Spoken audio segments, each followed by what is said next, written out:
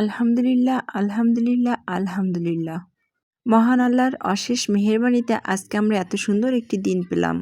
আসসালামু আলাইকুম, কেমন আছেন সবাই? আজকে অনেক আবেগঘন একটি ভিডিও নিয়ে আপনাদের সামনে হাজির হলাম। আর তা হচ্ছে আমার মেয়ের স্কুল জীবনের প্রথম দিনের ভিডিও।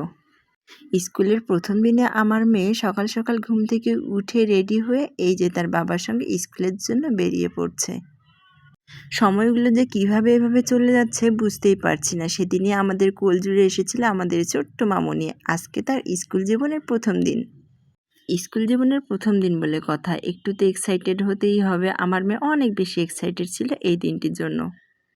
এই যে বাসে করেই বাইরের দৃশ্য দেখছে আর মনের আনন্দে স্কুলে যাচ্ছে। বাসা থেকে স্কুলটা খানিকটা দূরে, কিন্তু আমার মেয়ে অনেক বেশি এনজয় করেছে। এই যে তার বাবার সঙ্গে হাত ধরে স্কুলের ভিতরে ঢুকছে। এই মুহূর্তটা যে একটা বাবা আর একটা মায়ের জন্য কতটা আনন্দের তা আসলে বলে বোঝানো সম্ভব না। দেখতে, দেখতে আমার মেয়েটা বড়ই হয়ে গেল। কত সুন্দর দেখেন বাবার হাত ধরে স্কুলে ঢুকতেছে। মাশাআল্লাহ, মাশাআল্লাহ। কিন্তু আমার মেয়ের প্রথম দিনে ইচ্ছা ছিল যে সামনে বসবে, কিন্তু হয়তোবা কোনো কারণে যাওয়া একটু ক্লাসরুমে ঢোকা একটু লেট হয়ে গিয়েছে। তাই আর সামনে বসতে পারেনি। বাট সেকেন্ড ডেস্কে বসতে পেরেছে। এটাতেও সে অনেক খুশি। আলহামদুলিল্লাহ।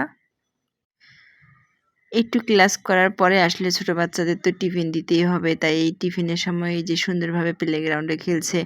আর আলহামদুলিল্লাহ আমার মেয়ের অনেক সুন্দর একটি গুণ আছে, আর তা হচ্ছে খুব সহজেই বন্ধু-বান্ধবদের ম্যানেজ করে ফেলে বা সবার সঙ্গে অনেক তাড়াতাড়ি মিশতে পারে। এই জিনিসটা আমার অনেক, অনেক বেশি ভালো লাগে।